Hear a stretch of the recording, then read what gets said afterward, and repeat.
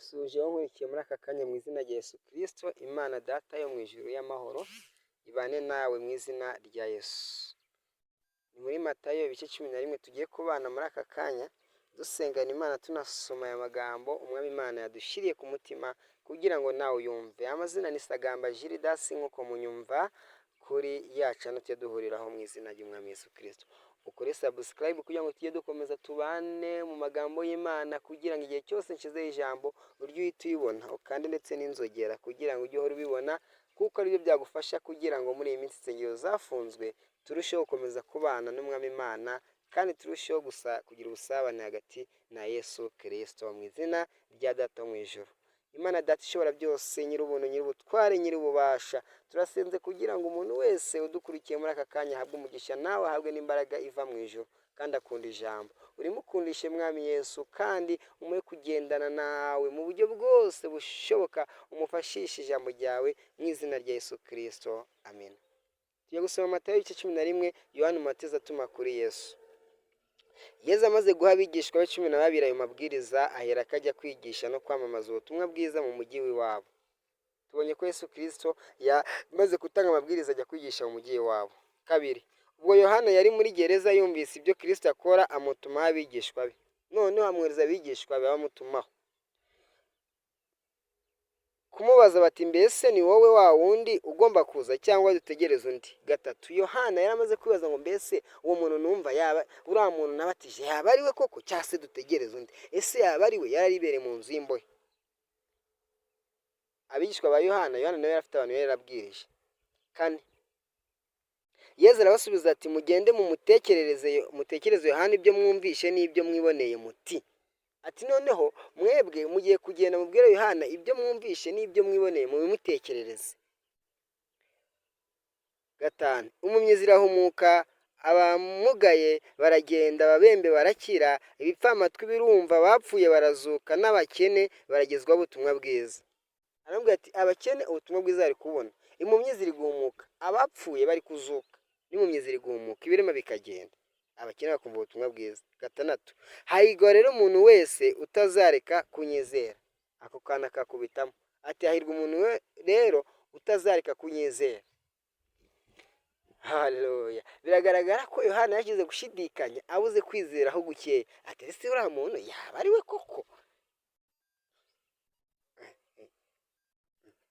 Karindwi, abo bigishwa ba Yohana batirimutse aho, Yesu atangira kubwira rubanda ibyerekeye Yohana. Arababaza ati, mwagiye mu butayu kureba iki? Mbese ni urubingo ruhungabanywa n'umuyaga?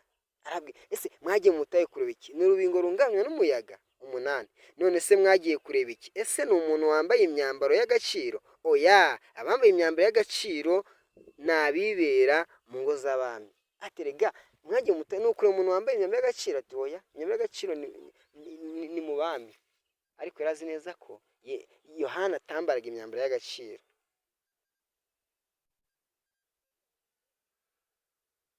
9, none se nyine mwagiye kureba iki? Ese ni umuhanuzi? Ni koko, ndetse aruta umuhanuzi. Arabwira ati nibyo rwose pe, araruta umuhanuzi.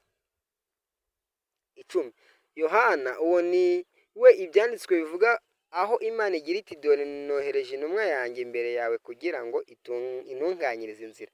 Arabwira ati ni wa wundi mu byanditswe n'abahanuzi bavuga ngo nohereje intumwa yanjye intunganyirize inzira.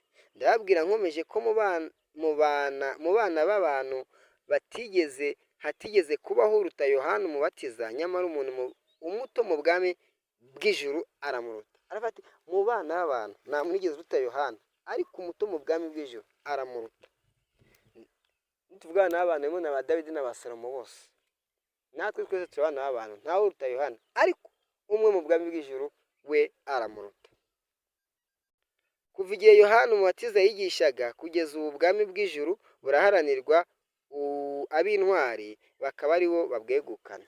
Ab'intwari nibo babwegukana, buraharanirwa kuva igihe Yohana yatangiriye kwigisha, hakurikiraho Yesu nawe akigisha, ati buri guharanirwa, buraharanirwa, intwari nizo zibugishwamo imbaraga, nibwo zizo zibwinjiramo. 13, ibyanditswe n'abahanuzi bose. Ibyanditswe n'abahanuzi bose. Ibyanditswe n'abahanuzi bose. nivuga ibyanditswe n'abahanuzi bose, ibya umuhanuzi Eliya, Ezayi, ba Zafaniya, ba Amosi, ibyanditswe n'abahanuzi bose na ba Daniyeli, no mu mategeko, mu kuva barewe no gutegeka kwa kabiri no muri aya mategeko, byakomeje guhanura, byarakomeje guhanura ibyabwo kugeza igihe cya Yohana, byakomeje guhanura ibyabwo by'ubwabyo, it's safe, byo byakomeje gukora ibyabwo kugeza igihe cya Yohana, ntabwo ari kugeza igihe cya Yesu, ni icya Yohana niho byagarukiye. 14 mushatse kandi kubyemera, Yohana uwo niwe Eliya wagombaga kuza. Ufite amatwi yumva ngaho niyumve.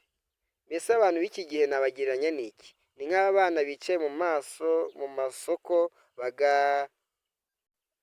bahamagara bati, twebwe twateye imbyino z'umunezero nimwabyina, duteye iz'ishavu nimwarira. Yohana yaje yigomwa kurya no kunywa, baravuga ati yahanzweho.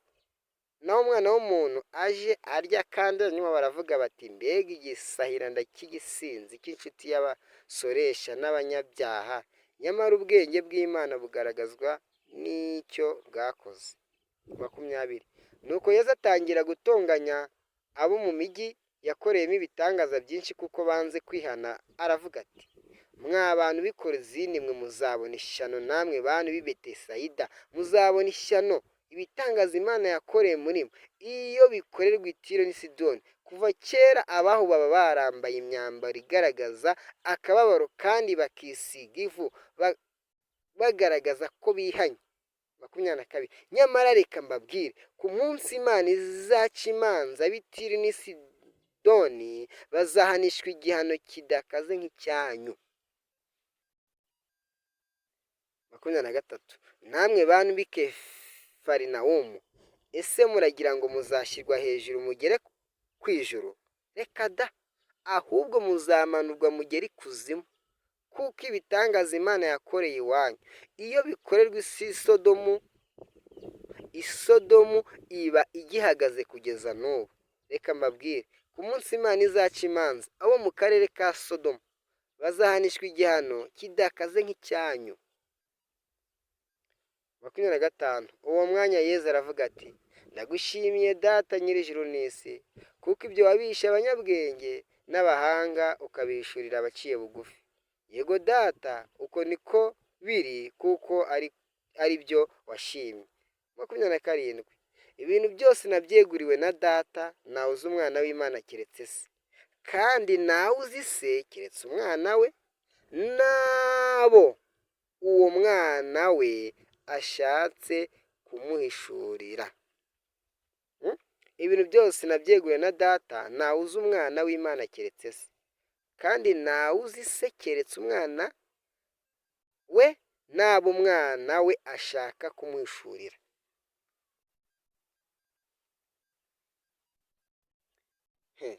Yesu Kristo niwe uduhishurira Imana.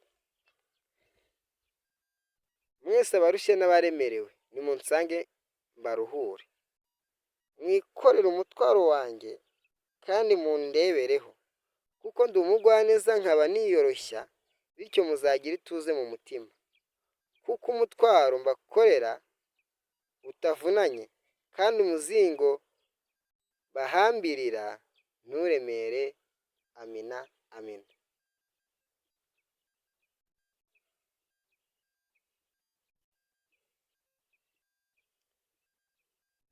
Musange Yesu, tumusange araturuhura. Iyo usanze Yesu arakuruhura, umutwaro yikorera ntabwo uremereye, ni ukumureberaho ko yagenje nawe akari kugenda byonyine. Yesu niwe buruhukiro.